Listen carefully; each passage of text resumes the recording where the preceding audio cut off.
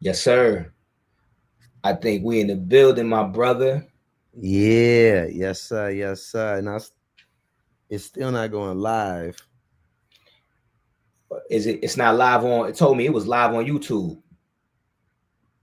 Nah, I'm on the YouTube. Shit, I don't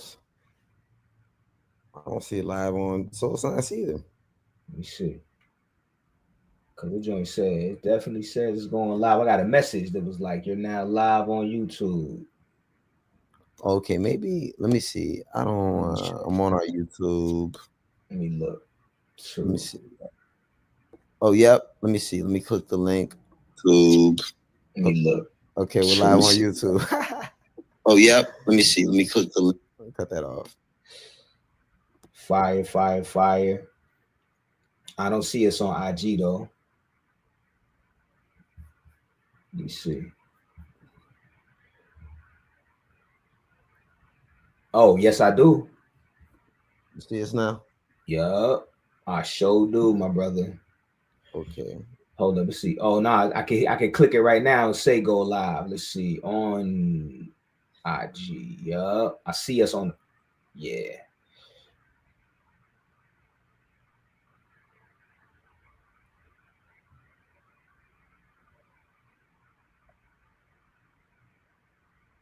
Yup.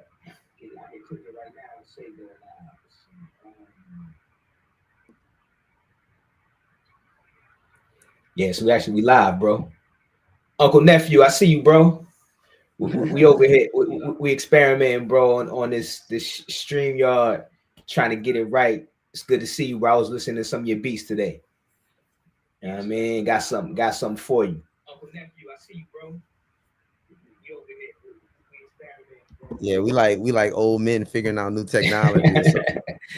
No doubt. So I think I don't know if your phone is on, bro. You might have to mute it. I was getting an echo from something. Yeah, I just turned it off. Okay, cool. So I mean, we we experiment, man. So can you throw that runner show back in the chat? I got you. I don't care. We just they gonna hear it and see it all.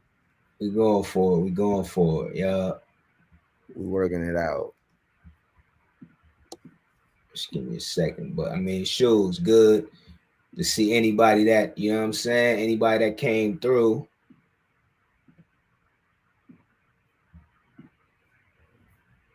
Oh, come on, man. Yeah, but in the meantime, everybody, it's great to be broadcasting, sharing community, sharing space, sharing ideas, you know, keeping momentum however we can in this ever changing, fastly evolving, fastly moving Bro. environment we're in. And so it becomes even more important to cultivate community in the ways that we can if we're not able to always physically be with people, you dig? So, you know, I'm broadcasting from New Orleans. Yes, sir. I'm out here in Brooklyn. Yeah, that's right, in living color. And I play a weekly gig at a spot called the Dewdrop Inn, which has a ton of history. You know, during segregation, it was one of the only places that Black people could. It was one of those spots on the Chitlin circuit, put it like that. When you come to, you know, Mississippi, Florida, whatever, when you come to New Orleans, you go to the Dewdrop Inn, and you know that you're gonna hear some phenomenal music. You're gonna get some good fried chicken. Um, get you some good drink. It's gonna be some beautiful women. It's gonna be a real Black time, and it's a hotel connected to it too, so you can stay in a hotel. So it's just, you know, all of the ingredients for a lituation, even during segregation. You know what I'm saying? Wow. Political conditions ain't never stopped Black people from doing what Black people do. Right. Doing what we do, bro. Doing what we do. Believe that. Believe that. Believe that. You know what I'm saying? That's why we here. Definitely shoot. Doing what we do, because it's all kinds of crazy political turmoil, wild things happening from politics to TikTok to climate change to lawsuits in the music industry. Yeah. But you know, I mean, we came here to just build a little bit, even as we're experimenting, you know, and connecting specifically, man. Shoot about artists, you know what I'm saying? Artists and the role of the artists in the future of our society, particularly Black artists, you know, as we move Right. into this really interesting time that we're in, you know. Yeah, absolutely. And it's so interesting. I think I've talked about this a little bit with you. I've talked about it with you a lot, actually, but the role of the artist in contemporary society, and the fact that although I feel like the artist's job is even more important than maybe it's ever been right now, the valuation on art is at an all-time low in Yeah. terms of just like mass production, and it could lead people it could lead people to flatten the importance of their art, Yeah. or flatten the dimensionality in their art for the sake of producing content. Mm-hmm. Mm-hmm. uh, because we kind of live in a world where everything is kind of just flattened down to content. No, it's like, you know, it's not, there's no more cinema. There is cinema, there's people doing stuff, but I'm just saying, like, mass consciousness, everything is about consumption, and it's like, how quickly can you feed me something to consume? Yeah. No Right. doubt. And with no appreciation or acknowledgement to the nutritional value of Right. what's being served up. So uh although we live in these, you know, it's like what I call techno dystopian, we live in a techno dystopian time. um the important, in my opinion, I think significant art is more important than ever. And I have to remind myself of this when I feel like nobody wants to hear that shit. Nobody Yeah. cares. Right. I gotta Right. remind Right. myself, like, well, you gotta make them care, bro. Like, that's Yeah. your job, literally. That's literally your job, is to make people care Yeah. about remaining human. And Yeah. so that means I gotta remain human, Yeah. Yeah. you know. Yeah. Nah. I mean, you said something that was really interesting, man, at the top of your comment. Just talking about the significance, the importance, the value placed on art, and art being flattened to content. And I heard, you know, I heard a really interesting argument recently, and a question was posed, you know, that said, you know, are artists content creators? And there were a bunch of artists that were commenting back to back, saying different things. You know what I'm saying? Like, I'm an artist. Like, I'm not a content creator. And to your point, they were saying that the fact that I have been reduced to being a content creator, because the algorithm has to be fed. I've got to figure out how to always constantly, you know, get attention and get eyeballs on my art to do exactly what you said, make people care.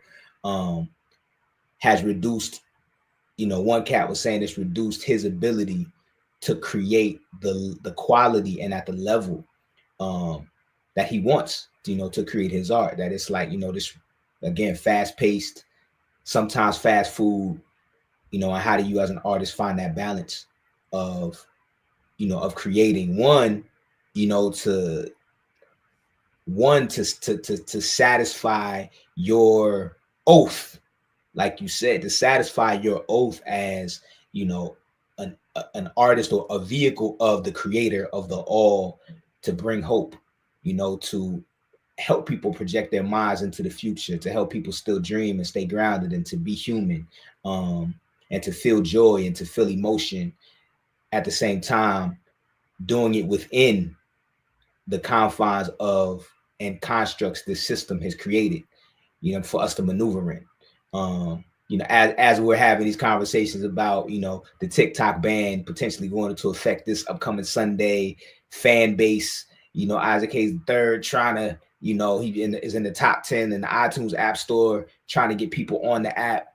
And everyone is figuring out where should I go? Where can I go to make sure? Where Ray Charles comes to mind. Yeah, bro. Yep, of course. Where can I go? But yeah, man, real interesting times for the artist and understanding the artist's role and how to be relevant, how like you said, how to make people care, bro. Right. That's the ultimate goal, because it's hard to make people care these days. It's difficult to make them care about a lot.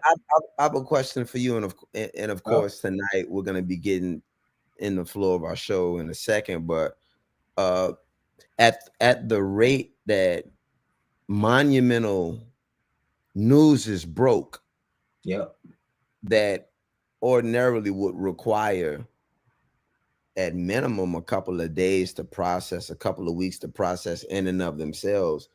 How do we, in your opinion, how do we as a society remain sensitive enough to care about breaking news when we literally are subjected to global news cycle 24 hours a day, 7 days a week, and it be major stuff, UFOs, CEOs getting popped, right, bombings, explosions, fires, lawsuits, like how do you care? Because after a while your dopamine centers, you're just desensitized. How do you even how do you that's a question for the ages, and we as just people, as a society, a global society, we have been rewired, over the last century to be inundated. We have been rewired by the inundation of information overload and to be desensitized, because, you ask yourself the question, people always ask this, it's like a chicken before the egg thing. It's like, were there always this many things happening in the world, around the world, and we just didn't know about it because you couldn't communicate as quickly, or is it now? It seems like there's more going on at a faster pace just because we're able to know exactly what's happening anywhere in the world at any moment in time. That's a question I always ask myself. And so it makes me think, well, the only way for me personally, because I read this ill quote by 19 Keys today. He's like, man, save yourself and save the world. So the only thing I'm able to do is actively detox. And I would encourage and recommend other people do the same, is like reduce your exposure to the algorithm and the news cycle intentionally, and I need to do a better job of this myself, of detoxing, not exposing myself so much, so that I'm able to feel again, I'm able to listen again intently, I'm able to be present again. Because art forces you to be present. Art forces you to think. It forces you to reflect, to deal with yourself and your emotions and your thoughts. And it's hard for you to do that, to get in touch with those very important things, if, like you said, the news cycle and the algorithm is pushing you to jump again from this thing to that thing, to this thing to that thing, this thing to that thing. We're not designed to do that. You know what I'm saying? We're not designed for that. Even like this time period right now we're in, really, nature designed this time period for us to be quiet, for us to slow down, for us to be patient. You know what I'm saying? For us to just like really rest and build and survive and sustain off of our harvest. But the top of the year in this society is like, reset. We going at 1,000. You got to accomplish everything in the first quarter to set, the rest of your year up. And so I think it's just that energy, man. Just intentionally shifting that energy so that we're able to even get that perspective. You know what I mean? Even tap in. That's a powerful question, though, bro. How do you do that? You know what I mean? I don't know if you have any additional insight. Yeah, I think it takes.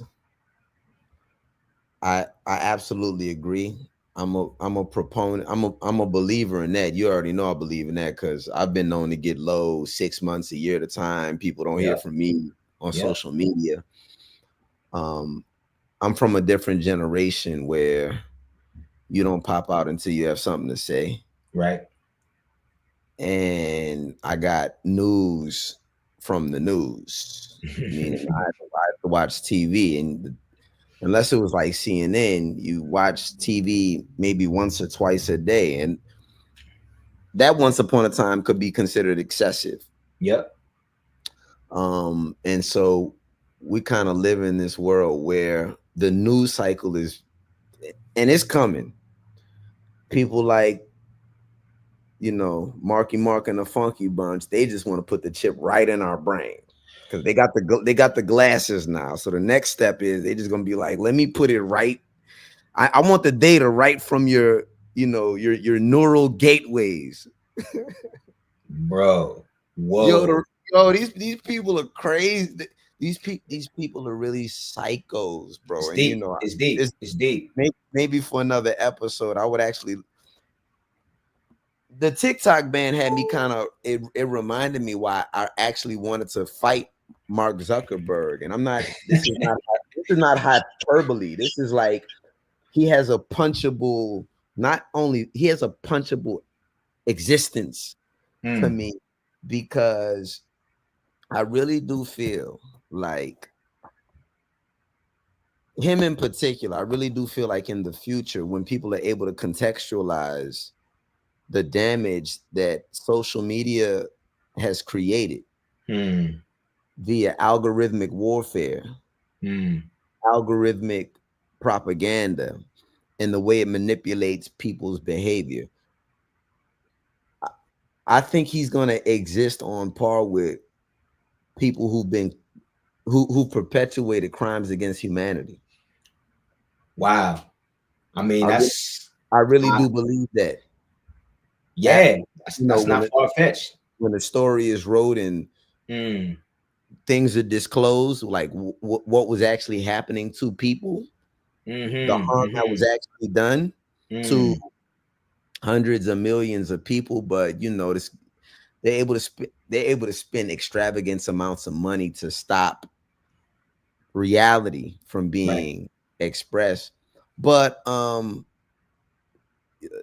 just saying, I come from a different time. We come from a different time, and it's gotten to the point, Chin, where even to do what you're talking about doing, quite frankly, I can't be naive about it, because I'm somebody who does that and believes in it. What you're saying is a luxury. You're right. It's a luxury to say I won't engage, because people's livelihoods are connected to engaging, reacting, responding, and just the algorithm is low-key like a deific force. You will be showing up like, yo, Lord Algorithm, please make me go by. Lord Algorithm, word. Lord Algorithm, make me, because what you gonna do? You gonna get a job? Like, I mean, if you find a good job out here, like, God bless you, but right. There are millions of people. We just live in a different environment where digital work is work, so it's difficult to then, it's just striking a balance. But I think these are conversations that need to be at the forefront, and I've been toying with this idea since Code Society. Like, I'm surprised there isn't a world body that kind of like creates, I guess it would be like a digital code of ethics, or a digital government that kind of like purports laws and does things to protect people. Because again, going back to Zuckerberg, I just started doing a deep dive because I haven't been on I left Facebook in like 2018 when Cambridge Analytica happened. That was like that's a deep cut. Cambridge Analytica is a deep cut, but I was like, that's when I was like, nah, I'm getting off Meta. And then in like 21 or 22, I left Instagram. I deactivated. I thought it would be for a couple of weeks. It ended up being almost 2 years. And I just came back because of the TikTok ban. I was like, well, I need somewhere to kind of right galvanize with people. And it's difficult, you know, because my mama, she only exists on Facebook. right I got aunties and them, they only exist on Facebook. right So right and then there's certain people who only exist on Instagram. So it's like even by me actively kind of boycotting these spaces, I'm cutting myself off from community. True indeed. Because that's the world in which we live. Is like we're not outside as much. Yeah, bro.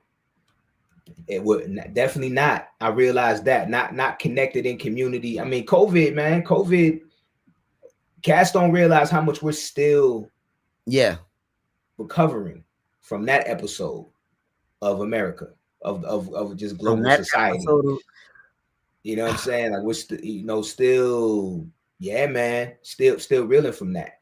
And still trying to get outside. You know, people are forcibly trying to push themselves outside, but like community definitely found a lot of velocity online. And I think it picked up during COVID time, and it hasn't let up. You know what I'm saying? Lord algorithm has become ever stronger. My man has all the 5, he got the 5 rings. You know what I'm saying? Got the 5 rings on cats. I mean, you know, it's crazy. This is not what this episode it's not about. But you know, we haven't talked in depth in a second, and it's a lot to unpack, bro. It's so much. I know in your mind and your brain, you see a lot, and it's like, I think one of the challenges with being a real nigga is just like, unless you're in active community with people who think like you have nobody to talk to. This is facts. You have nobody. Yeah, you have nobody to talk to about what you see without potentially being stoned. Right. And so, you know, even we were talking about TikTok, the TikTok ban, and I told you a lot of people are going to Red Note, which is an app owned by communist China. Like literally, it's not Singaporean like TikTok. It's actually a Chinese app, and you know, millions of Americans showed up and just voluntarily said, "Here's my email address, here's my number, and oh, by the way, you can monitor my geolocation." And by the way, you understand the importance of user agreements. The user agreements are in Mandarin. Nobody read the user agreements. We didn't care. We didn't care. We don't read the user agreements in English. In English. And I happened to come on a video by a Chinese woman, and they were like, "Yo, these user agreements are kind of crazy. I'm just letting y'all know they're kind of crazy." So I'm just like, wow, you know. But that's the world in which we live. And going back to the question I asked, I think being able to be selective is a necessity, but it's also a balance, because being online is also a necessity. It is. And it is. It's just about having balance, but nothing is wrong with you or me because you can't put your phone down, because quite frankly, they've designed it to play on your brain, play on your brain and make it addictive. So a lot of times I know people can feel like, man, I have no discipline. No, they designed it to literally be like worse than cocaine. Right. And it's not illegal. It's and it is highly addictive. Yeah. Highly addictive. Yeah, man. I mean, I think one of the things, you know, I definitely been, you know, building on with folks. I say not with them in person, but I think just building on podcasts, on books, on just different folks, you know what I'm saying, who have philosophies around this, and they're speaking to a lot of what you're saying. And one of the things, you know, a few people recommend is like, try to produce more than you consume. If you're on these apps, particularly if your livelihood depends on being on these apps, produce more than you consume, share more than you take in. And when you share, do your best to share with purpose, like share things that have value. Right. Because a lot of people share things that, I mean, in my opinion, don't have a lot of value, and I guess value is different for different people. Well, I have an opinion on, I have a hot take on that I haven't, like, I don't really be sharing. And I don't know, maybe I'm biased, but I feel like Black people on social media still have a lot of we still have a lot of work to do. We still have a lot of work to do, bro, because even on TikTok, IG,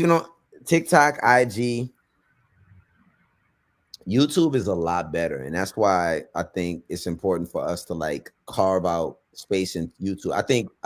I know we'll be more appreciated on YouTube. I know we will.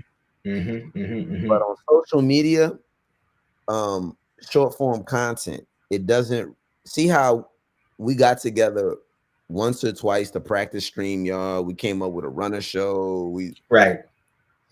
And we still got on the app and was like, I can't see. Can you see, Earl? Chuck, can you? Chuck, can you yeah. Shout out to Augustina. Augustina's appreciate you jumping on the show and love, but you right, bro. Yeah, right. It takes like YouTube. These long form shows take a little bit more intentionality. I think one of the things about TikTok, Instagram, you can. I mean, hey, I don't want to knock the hustle, but it's a lot of people that got some big bags doing nothing. They just turned on the phone. I mean, that's been the beauty. You turn on your phone and you just crash out, or you gossip, or you go crazy. You just do something to go viral, and you get rewarded for that. So it's a lot of people, I think, with kind of that I've seen, too many, and they're looking for the quick cash out as opposed to the how can I provide value? Or how can I use this strategically to partnership with people in my community rather than going online and beefing? Yeah, exactly. You know what I'm saying? Yeah. Right. I feel you, bro. And I think, I mean, that right there really it segues and brings us back to the role of the artist and talking about how even in this day and age with these platforms and this technology, how are we leveraging it? What's the role of the artist in the future of the societies that we live in? And when you do hop on this, what are you sharing? How are you sharing? How are you, one, like you said, bringing value through your art or whatever it is that you're bringing to the table? And then how are you galvanizing community on these platforms instead of creating division, etc.? So I think that's a perfect, jump back into it. And I know there were we had a lot of questions even in talking about this question. A lot of sub questions around it. And it's related to everything we're talking about, man, because social media, TikTok, Instagram, everybody is talking about how do you monetize your attention, monetize the eyeballs, monetize your fan base? How do you monetize these things? And I was telling you that, quite frankly, it's been difficult to reconcile making money and making meaningful art. Like when I first started this journey as an artist, this whole thing was about like, one, I discovered that I had this gift. I discovered that like the Most High had given me something that was different, unique, and special that I needed to cultivate and spend time with and grow. And so the more that I did that, the more I fell in love with it and just began to move with the spirit of it. It wasn't about making money, it was about really creating high art and learning from others who were creating high art, at least in the way that I saw it. And then, as I got older and as we do as artists, creatives, as musicians, it's like, okay, how can this thing that I love so much and spend so much time doing translate into me making a living and help me take care of myself, you know, and give me resources that I need to survive. And the more that I moved into that space, it in the last few years, it's been difficult to find a balance. And I never say it's not like, you know, I'm not selling my soul. I'm not creating, you know, art that's, you know, art that is, I'm not creating no whackness, period. You know what I'm saying? Like, I think that's just in my spirit. But I think Right. that I think that it's just been challenging. It's been challenging to really lend my full focus to making art from a pure place without thinking, okay, how can I position this in the marketplace? How are we going to be able to, you know what I'm saying, monetize this? What other things can come out of this? What other spaces can it exist in to make sure it can, you know, move and generate and give us the access that we need? And sometimes that's very stifling for an artist. It's been stifling for me, and I think that even in the last probably like 4 to 6 months, I've been peeling away those layers and finding my freedom again. You know what I'm saying? Just returning back to the essence of why I even do this. And just creating, you know, not creating, because you and I are always oftentimes creating for projects. We're creating for projects, clients, commissions, you know, these things that you know, will be put in the world, that we partner with people to build. And I was creating less just like in my space. You know what I'm saying? Right. Just me in my space, me and my little setup, doing my thing. But now I'm doing a lot more of that, and it feels great. You know what I'm saying? But you know, even for you, bro, like how are you processing a similar thing? You know what I'm saying? How have you been able to reconcile just like taking care of yourself as an artist, and making meaningful art? Yeah. So it's a great question, man. It's been discouraging for me, to be honest. I think, but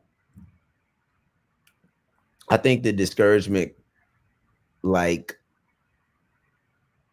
people feeling discouraged or disappointed in any relationship, can come from having wrongly placed expectations. Yeah. And not with the thing. So you'll never in my life hear me blame God or blame music. You'll never hear me say that, because both have been huge blessings, have saved my life. And I think over the course of like last year, and I've talked about this a little bit, and I don't mind being open about it. I think after like investing in music the way we have, at some point you expect to get large scale returns on your investment. Yep. And I think any reasonable or logical person who makes investment in things, they say, okay, I'm going to be on the grind for this amount of years, or this window of years. I'm going to give it all I got, and then I'll make the sacrifices, and at some point it has to turn over. Translate. And I've had a lot of moments of feeling like it didn't turn over. I didn't see the return. I made investments, but I didn't see the return. And then those thoughts always would break my heart. It would make me bitter. And I said, wow, this is what happened. This is what happens to people. And I said, wow, that thing is happening. And then I've had to remind myself that there's no inherent promise of anything when with love. Like the reward for love is love. If you're looking for money, though, that requires a different approach. If you're looking for resources, that requires a different mindset. And I think that's a harsh reality and a harsh wall for some people to hit. Even again, like you're in a relationship and I've given this my all. I've loved it and I'm just not getting, and it's like, well, is it something wrong with your spouse, or have you not been paying attention to something your spouse has been telling you? Have it's a lot of places you can go with it. And so I've been challenging myself not to feel bitter, but to realize that the artistry is not in a song. The artistry in the way I construct my life.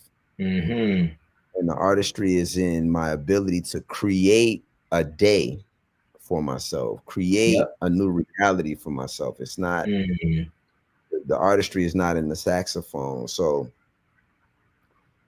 my approach lately has been, quite frankly, that I need art to survive. So whether I play a gig or not, I just have to practice every day because it keeps me, like, really, that was the pact. The pact was never, if you do this, I'm gonna make you a millionaire. That was never the pact. The agreement was, if you do this every day, it'll save your mind and your spirit and human. There was never any guarantee that you'd get $1 million from this. And when I sat down and thought about it, I'm like, yeah, you're right. That was never a part of the that was never a part of my kind. Now, some people from get-go, they make that a part of their reason for doing it. But you can't say you're doing something for love and then get mad when you don't get lucky. Because that's a bar. You look weird now. That's a bar. You look weird. Is it for love or some ulterior motive? So I think it would have been great to think on these terms a little sooner. However, I feel like there's virtue in each chapter and just the wisdom and the knowledge. And I think right now, bro, I'm in a space of really I look at it like this now. I think whereas before it was kind of like, yo, you have all of the time to sit down and be creative and yada yada. I don't want to say I blew it because meaningful things came out of it, but I do believe in discipline. I do believe in saying when you had time to do something and you did what you did, but you got to move along in your day. The things you got to do, and after you finish those things, you can double back, but you got to kind of keep it moving because you can't stop the trajectory of the things you need to accumulate as a man and in life for your family just because a song ain't blew up yet. Like that's kind of childish to me. If at this late date, I'm telling my mama like, yeah, I can't, or anybody or a woman, I can't do certain things because like I'm still trying to blow up. Like right. That feels crazy to me. So, but again, I think I go back to what you said, the artistry, I do it for the love. And so I think if that's where I started, I just have to stay in that place. And at different times we can become more strategic about trying to monetize, but I can't confuse one for the other, because if I do, I'm going to play myself and I'm going to get bitter and upset. And really, these are decisions. This is life, man. Like and that's what I always tell myself, even as crazy as life is, God is so fair. Yeah. God is so just. Because no matter what these people do in society, we still live in a universe ordered by the creator. And to me, that's magical. Yeah. But again, it's like I have to look at my life like a song. I have to look at my life like art. I have to master the rhythm in life before I can really reap the benefits with reaping I have to master that before I can reap the benefits with a song or any or money for that matter, because if not, you're going to find yourself, you get back to this space and place where you're chasing money and then you're producing things. You're like, well, what's hot? What do I have to, how can I make money quickly? And you look crazy. And you look crazy. And I'm like, And I'm like, we ain't came this, like, I ain't came this far to just be like, all right, well, what drill beats? What we doing? What kind of beats, like, what we doing? Drill beats now? What I gotta? We Like, sliding on the ops. That ain't it, bro. I got a shiesty now. What I'm doing? like, nah, bro. You can't. That's you not can't it. do it. Yeah, But I think that's really powerful, man. I think that's, you know, one, just like the transparency and authenticity, sincerity, is beautiful, and it's powerful, man, to think about, you know, your life in metaphor as a song, especially as a creator, because we take time in nurturing a song, making sure, like you said, the rhythm is in the rhythm is right. Everything is in key. The melody feels good, that things are in harmony. And to think about your life like that, your life like a song, I think is such a powerful metaphor, because that does create discipline. That does create an algorithm. Like a song is an algorithm, you know what I'm saying? It does create an algorithm for your life that can produce success. It is a system, but to think about it like that, I think is super powerful. And even to just, you know, it's like we've been talking about, you know, how do you reconcile just creating meaningful art and putting it on these platforms and doing all of these things and making sure you can monetize it. And I think at the end of the day, man, especially for where you are, and I know where I'm at as well, I think it comes down to, it's not about being contrived and trying to trick the algorithm. It's about like sharing where you are and where you're at and what you have. Just shit, because, you know, there's so much power, wisdom, strength, beauty in just like sharing what we do, what we have, where we are. Like, you know what I'm saying? And it is about being strategic for sure. It is, you know, it is about leveraging, because I fully and wholly believe, like, you know, we will and must continue to leverage the assets and the amazing things we have and have created. They blessed us, you know what I'm saying, in ways on the journey. And I know there's more. I also know, like, that's not it. That's not the full story.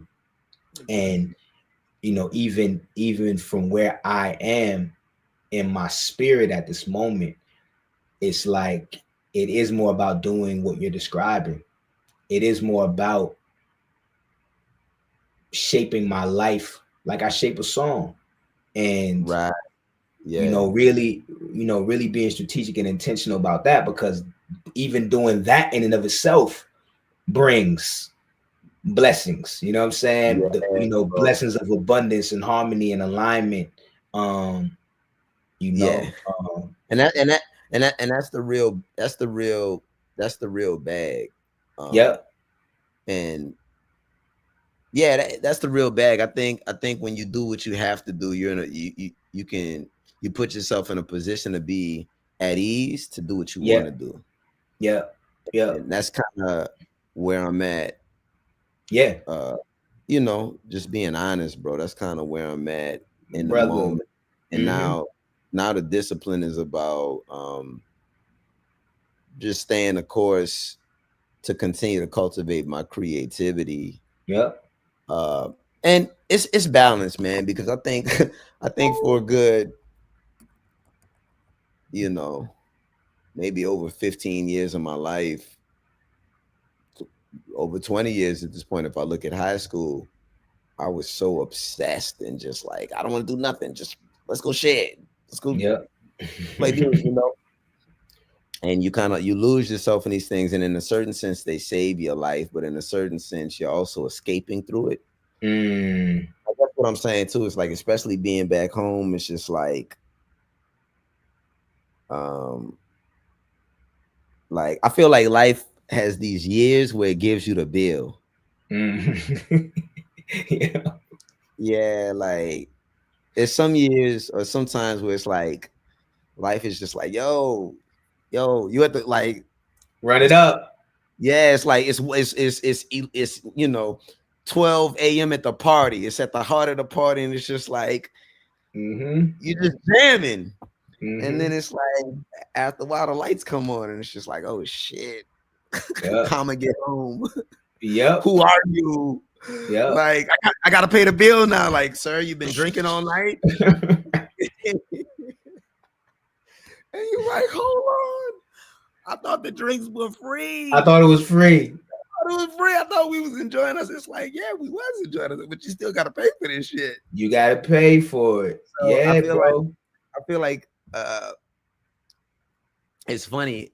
I believe in angel numbers. I saw 999. I looked up and it was like, that's when you're at a they say you're at completion and you're realizing what your journey was about and you have to share it now. But I feel like, especially coming out of the Renaissance mixtape, which was a whole ordeal. Oof. And then being home, it was just like, I feel like a lot of compounded realizations and bills. The last 15 years just showed up all at once. And so it was overwhelming at first, but then it was like, actually, this is a blessing. This is good because one, the bills aren't even crazy, bro. Like sometimes I gotta just acknowledge, like, yo, you're being dramatic because you want to be perfect. Right. And you know, you want to be perceived a certain way. I was like, first of all, the bills are not like, this is navigatable if you approach it with a sober, clear, and assertive mind. Yo, your man Mark, I don't know if you know Mark RDC. He has a really amazing platform. He's a streamer. He covers like sports. They do skits. He even started like an anime conference for Black people in tech. RDC is like a major streamer, bro. Like, he's not like Kai is different, but they're in the same class. He's listed in this Drake lawsuit. Wow. Yeah. Because RDC, see, that's another thing in the world in which we live. Streamers are the new newslet organizations. And if you like, artists be having relationships with streamers because they're like mouthpieces to push propaganda. It's deep, bro. We're in a different, it's not radio stations anymore. It's like, as an artist, you develop a relationship with a streamer now. It's not like pay. That's why Drake's lawsuit was so interesting when he was talking about payola, because I'm like, dog, we live in an entirely different ecosystem and world, bro. Like, what do you not saying it's not applicable, but we just live in a different ecosystem. But anyway, RDC is listed in this lawsuit, and it's like 4 or 5 other streamers. But ironically enough, Drake only lists Black streamers. There's no white streamers. Yeah, even though it was Aiden Ross and QR, it was a bunch of white streamers. He only lists Black streamers. People are saying that he goes again. He's not like us, but in response to being listed in a lawsuit, Mark Phillips is his name. He said, he didn't say a lot, but he said this, and I was like, this boy is spitting. He said, when you try to drag out an L you get, when you try to drag it out and not just deal with it, the compounded L becomes much more gargantuan than the initial L. Right. And I was like, wow, that's wisdom. Yep. Compound interest. Yeah, I got compound L, if you will. Right. Yep. Compound L, because you know, it's you've been, even though you may have been escaping from it or you may have put it off, that's still an investment in a particular energy. That's an investment in a particular in an energy that compounds over time. And then, like you said, you look up and get that bill.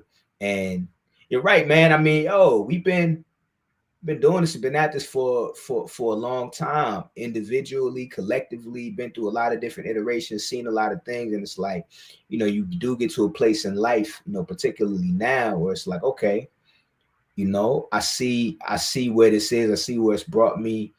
Yeah, there are a lot of things that I still want to do. I still want to, you know, elevate to, aspire to. And then there's just some things like in life, like you saying, like some things in life that I need to attend to. Because for a long time, I was putting so much in this space that there are other parts of myself, my life, I've neglected. But it's not too late. You know Yeah, what I'm yeah. saying? It's not too late. It's not It's too not late. too, it's not too late. And to be honest, man, like, it's funny. I've been having these conversations with cats around art, and everybody is in art. A lot of cats that we built with, was building with our brother Essence Sean. And we were just talking about art that even like the art right now that really speaks to me is really art that can talk to my position in space in life as Right. a black man in America, you know, who's married, you know, working to build and expand a family, you Right. know what I'm saying, buying property, you know, Yeah. just like wanting to, you know, investing, all these things that, you know, just this other level of life that we're, you know, where our focuses are right now. And it's not a lot of, there isn't a lot of that reflected, one, in popular culture, you know, for, I would say, in the music, I'll say, and maybe I know it's in my feed because of the people that I follow, but those aren't things that like are are celebrated or perpetuated. It's much more of the opposite. And so Right. I think, bro, you know, again, man, it's so important, one, for us to share those things.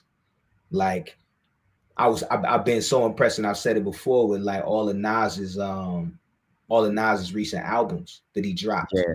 Yeah. because they were so vulnerable, open, really exploring and exposing a lot of his journey, you know, while giving like wisdom and perspective, you know, about where he is now, and you know what he wants to contribute to his legacy. Because he's like, yo, you know, he got Jones was like, I'm not gonna be here forever, and this is how I want people to. This is what I want to leave and share with the world. Yo, I saw this. I don't know if anybody has seen the new, heard the recent Redman interviews. So Nah. Redman just, you know, Muddy Waters too. He's doing some marketing promotion, you know, just dealing with Muddy Waters too, which, you know, Muddy Waters, the first joint was like epic, you know, it's like a quintessential Redman album. But Redman was like, yo, he stopped smoking, he became celibate, he you know, just stopped drinking, just kind of, you know, went dry on everything, and was doing therapy and really switching his life into a whole different direction for a period of time. And he said over that time, he really was focused on, I think it was 3 words. Vulnerability was one, accountability was another one, and the third one I can't remember. I should have written them down. But he was like, he started patterning his life in that space, and he said everything that he wrote on Muddy Waters too, like that journey is what was informing his creative process. He's like, yo, I can't, you know, gone are the days of me writing about what I did in the street, who I was in the street, what I was doing, and, you know, how that was, or how dope of a rapper I am, and how ill my bars are. He's like, man, nah, like, I've been on this life journey, and it's important for me to share that with people, because I have the ability to codify ideas and knowledge and wisdom in a package that can move around the world and that people can experience very easily. So he's like, you know, as I'm writing and I'm creating, I'm trying to, you know, translate. That's what he was saying. He's like translating those ideas and concepts through his music. He said, so when you hear it now, that's where a lot of this, you know, a lot of what he's saying is coming from. And I think that's, you know, that's very apropos for right now, you know, even for us in this conversation that we having, bro. It's like, you know, it's you have libraries of wisdom in you already at this stage of your life, bro, and you still have a whole nother lifetime to live. You still got a whole nother lifetime ahead of you to live.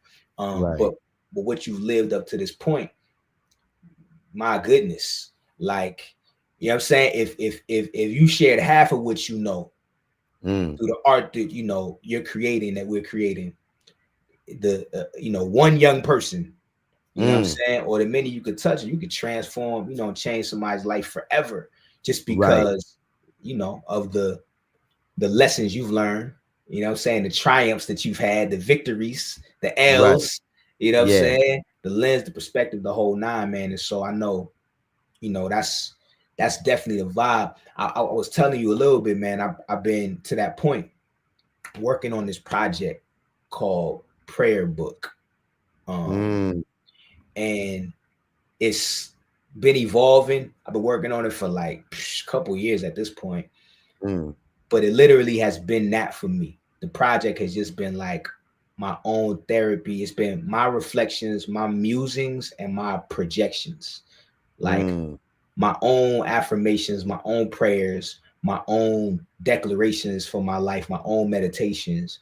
And just using the project as a repository to like put those thoughts somewhere. And now it's finally, I'll say finally, but it's turning into something like, you know, it's turning into some good joints. So I'm like, oh, okay. But that's been like, now I understand what it is. I'm leaning into that.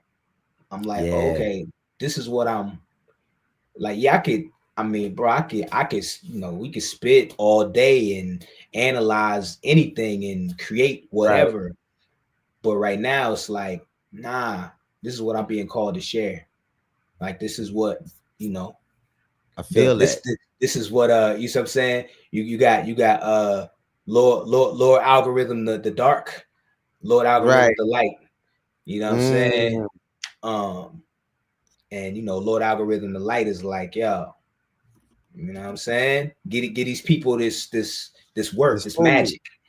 Yeah, bro. I totally feel that. And I wanted to, you know, we coming up on an hour, but I love that we just kind of like let the spirit guide us. Yeah.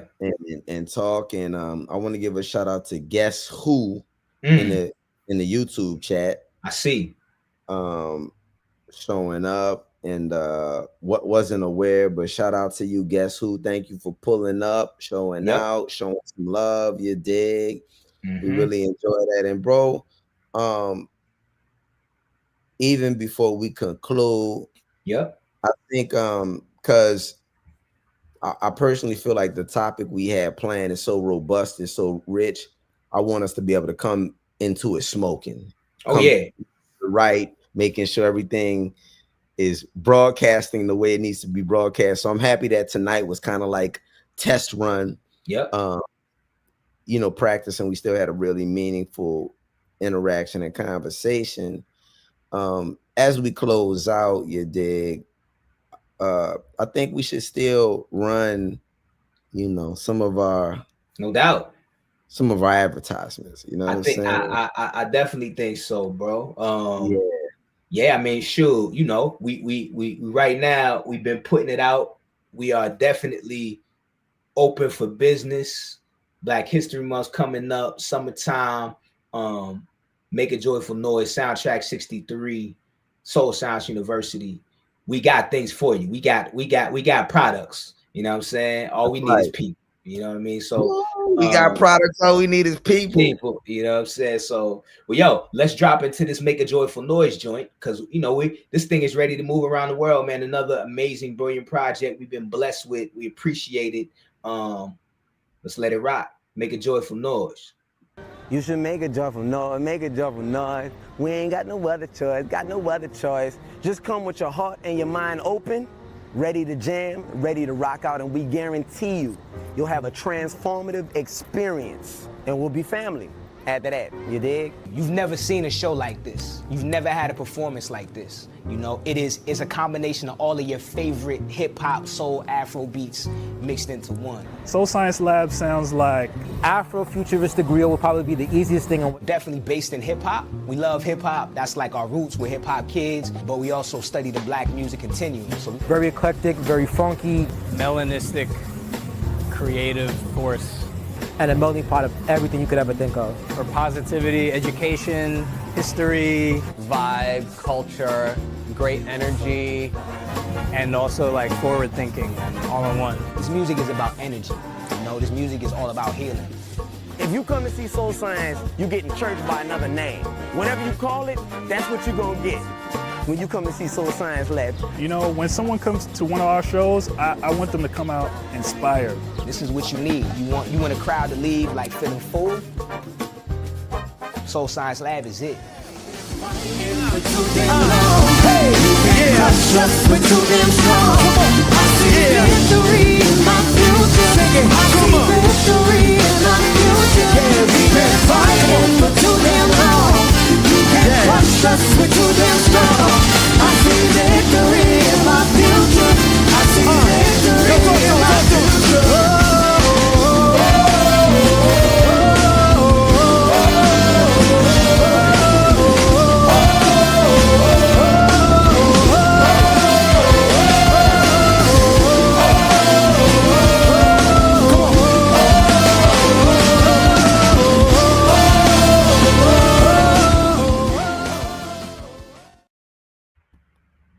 Wow, man.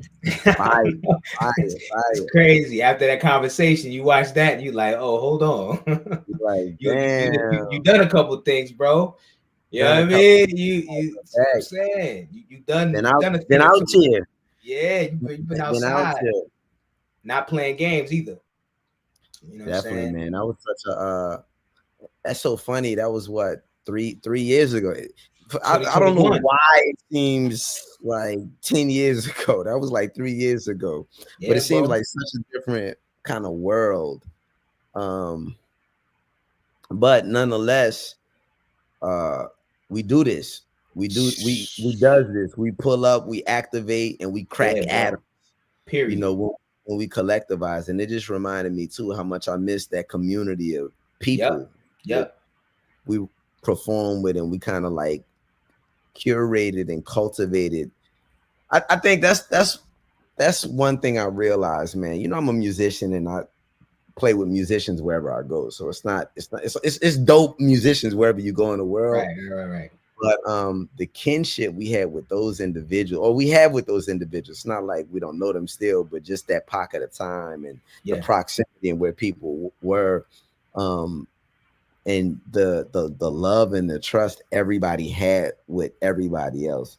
To me, that's what I hear when I hear that music. You know what I'm saying? Which is like super inspiring. And it's just godly, bro. It's godly. So yeah, I felt that spirit. I was reminded that I needed to watch that myself, which is amazing, man. And then, you know, shoot, before we get out of here, you know what I'm saying? One last thing. Yeah, we would be remiss, because what I really appreciate about us, man, is while the music is so important and we spend so much time crafting music, and not just crafting music, crafting worlds around the music that we've created. We also have been meticulous and paid a lot of attention to creating like educational assets and learning materials and ways to engage people around our art. And just like, you know, that Make a Joyful Noise show is there with the dope music, the visuals, the whole nine. We got the Make a Joyful Noise curriculum live and direct at Soul Science University. So let's check that out. And then, you know what I'm saying, we get out of here. Everybody's got a story to tell. You just need the right tools. Soul Science Lab created just what you need. The Make a Joyful Noise curriculum is a free music production and songwriting course. It's got 10 video tutorials that teach songwriting and music production skills, and it explores themes of culture, resilience, joy, and collaboration. The Make a Joyful Noise workbook takes the curriculum to the next level. It's got worksheets, activities, and templates. Look, it's so dope, it integrates with Soundtrap's online production tool and Google Classroom.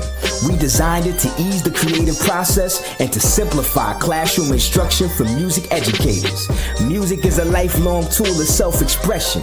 Write your own story and make a joyful noise with Soul Science Lab.